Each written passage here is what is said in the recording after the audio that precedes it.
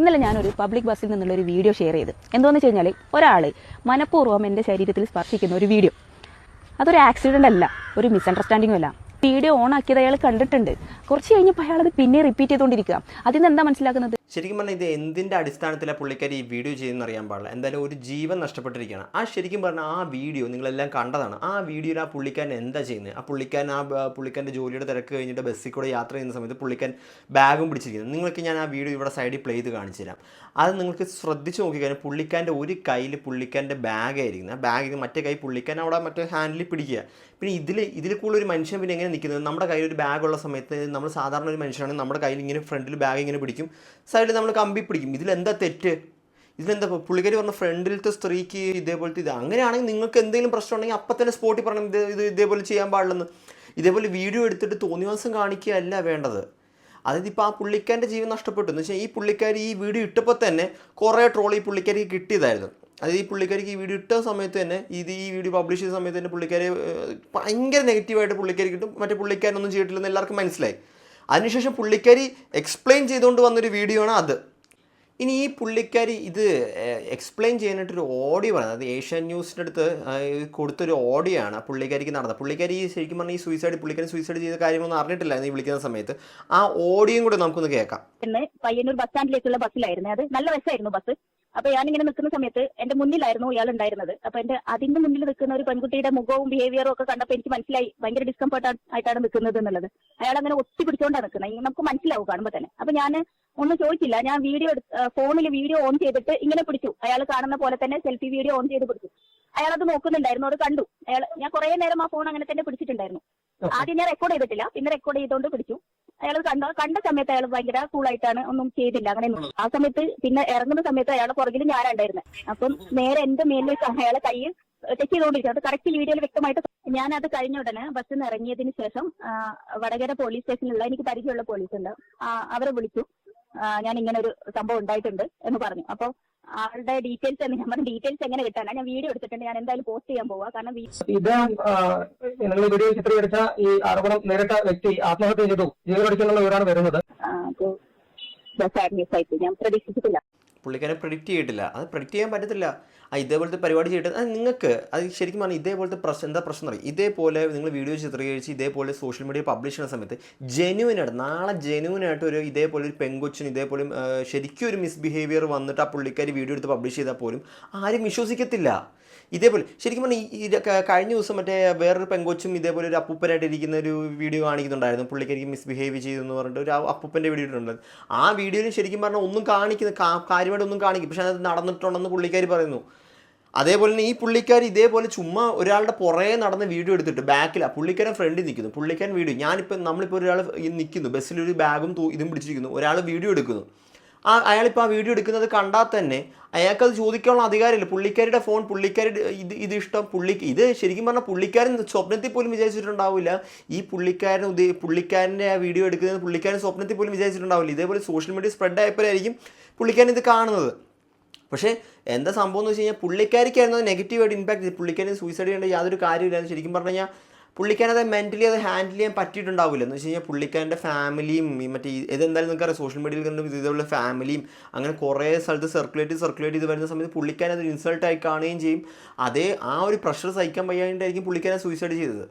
ശരിക്കും പറഞ്ഞു കഴിഞ്ഞാൽ ഇതേപോലെ ആൾക്കാർ ശരിക്കും പറഞ്ഞു കഴിഞ്ഞാൽ എനിക്ക് ഏറ്റവും സങ്കടമുള്ള ഒരു കാര്യം എന്താണെന്ന് അറിയുമോ? അതായത് ഈ പുള്ളിക്കാരിക്ക് ഈ ഇൻസിഡൻറ്റ് നടക്കുന്നതിന് മുമ്പ് 8K ഫോളോവേഴ്സ് ഉണ്ടായിരുന്നുള്ളൂ. അതായത് ഈ ഇൻസിഡൻറ്റ് നടന്നു കഴിഞ്ഞ ശേഷം പുള്ളിക്കാരിക്ക് ഏകദേശം 11K ഫോളോവേഴ്സായി. ഏകദേശം 3000 ഫോളോവേഴ്സ് അടുപ്പിച്ച് പുള്ളിക്കാരിക്ക് കയറി അഡീഷണൽ. അതായത് ഈ ഇൻസിഡൻറ്റ് നടന്നതിന് ശേഷം എനിക്ക് ശരിക്കും പറഞ്ഞു കഴിഞ്ഞാൽ ഈ പുള്ളിക്കാരി ഫോളോ ചെയ്തിരിക്കുന്നവർ എനിക്ക് തോന്നുന്നു ലജ്ജ തോന്നുന്നു. അതായത് എനിക്ക് ആ ഫോളോവേഴ്സിനോട് എനിക്ക് സഹതാപം തോന്നുന്നത്. അതായത് ഇതേപോലെ ഒരാളെ ഫോളോ ചെയ്ത്, അതായത് 8K ഫോളോവേഴ്സ് ആയിരുന്നു. ഈ ഇൻസിഡൻറ്റ് നടന്നു കഴിഞ്ഞ് ഈ ഇഷ്യൂ കഴിഞ്ഞതിന് ശേഷം പുള്ളിക്കാരിക്ക് 3000 ഫോളോവേഴ്സ് എക്സ്ട്രാ അഡീഷണൽ ആയിട്ട് കൊടുത്തു.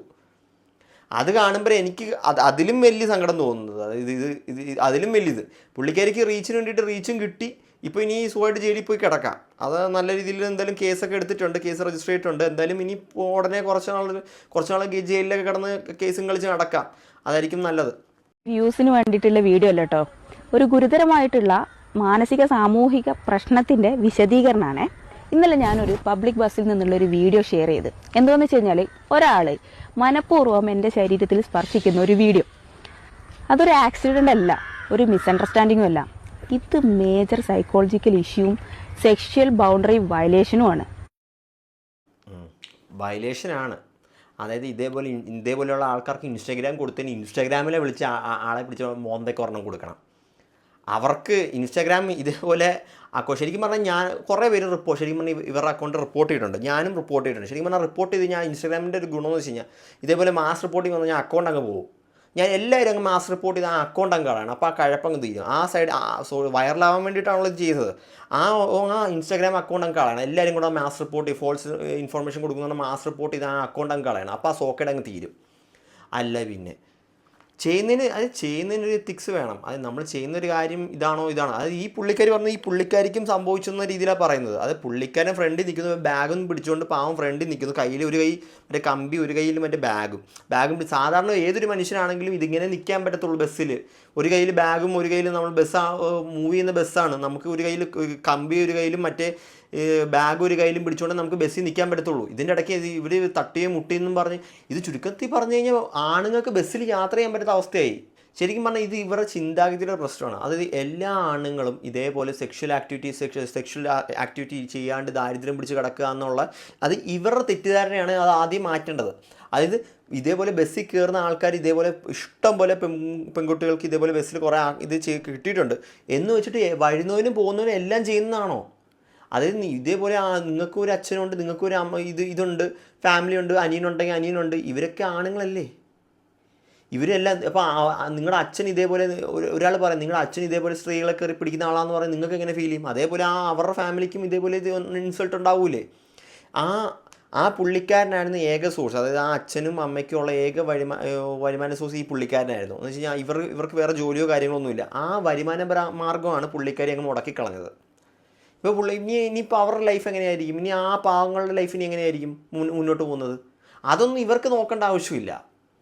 എന്തായാലും ഞാനിപ്പോൾ എൻ്റെ സ്റ്റോറിയിലൊക്കെ ഇട്ടിട്ടുണ്ടെങ്കിൽ റിപ്പോർട്ട് ചെയ്തങ്ങ് അടിച്ചങ്ങ് അക്കൗണ്ട് കളയുക. അത് ഞാൻ മാക്സിമം നോക്കുന്നുണ്ട്. അതൊട്ട് പോകുന്നുമില്ല. അതങ്ങ് അക്കൗണ്ട് അങ്ങ് അടിച്ചു ആ റീച്ചിന് വേണ്ടിയിട്ട് ആ റീച്ച് അങ്ങ് പോട്ടെ. അത് എനിക്കൊന്ന് ഇവരെ ഫോളോ ചെയ്തിരിക്കുന്നവരെ എനിക്ക് ലജ്ജ തോന്നുന്നത്. 8K ഫോളോവേഴ്സിന് 11K followers ഒറ്റയടിക്കായി. അതാണെങ്കിൽ ഈ ഇൻസിഡൻറ്റ് കണ്ടിട്ട് ഫോളോ ചെയ്യുന്നു. അങ്ങനെയുള്ളവരുടെ എനിക്ക് ലജ്ജ തോന്നുന്നത്. അങ്ങനെയുള്ളവർ ഫോളോ ചെയ്ത് വെച്ചിരിക്കുന്നത് എന്തിനാണെന്ന് എനിക്കറിയാൻ പാടില്ല.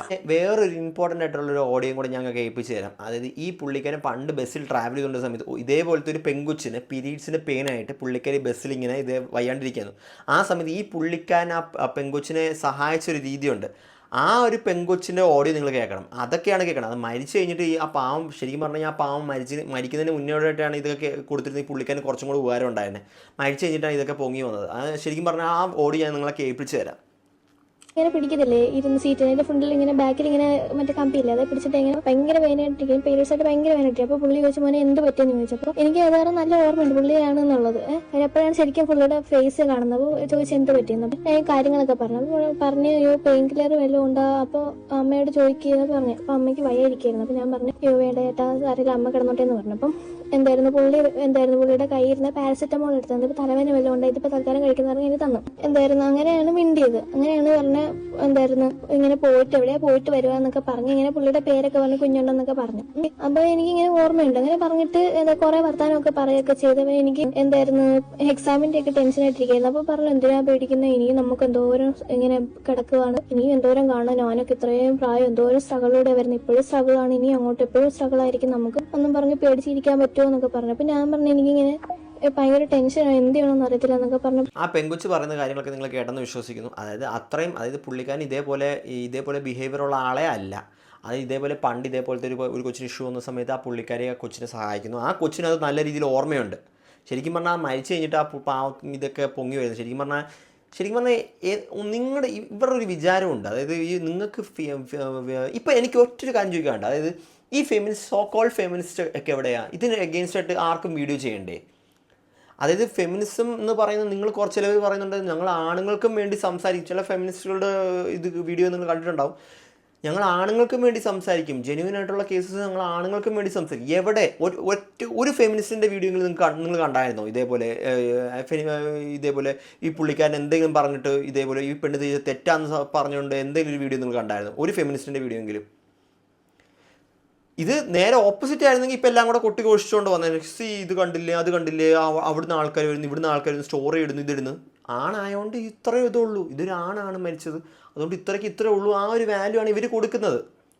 ഇപ്പോൾ ഫെമിനിസം എന്ന് പറയുന്നത് എന്താ ഈക്വലായിട്ട് നിങ്ങൾ എന്താ ഉദ്ദേശിക്കുന്നത്? ഇവരുടെ ഭാഷയിൽ ഇവർ തന്നെ പറയുന്നുണ്ട് അത് ഞങ്ങൾ ഫീമെയിലിൻ്റെ ഭാഗത്ത് മാത്രമല്ല, ഞങ്ങൾ മെന്നിൻ്റെ ഇതും കൺസിഡർ ചെയ്യുന്നുണ്ട്, ഞങ്ങൾ മെന്നിൻ്റെ ഇതിനും വേണ്ടിയിട്ട് ഫൈറ്റ് ചെയ്യുന്നുണ്ടാ. എന്നിട്ട് എവിടെ ഇവരൊക്കെ എവിടെ? എന്തായാലും നിങ്ങളുടെ അഭിപ്രായം കമൻറ്റ് ചെയ്യുക.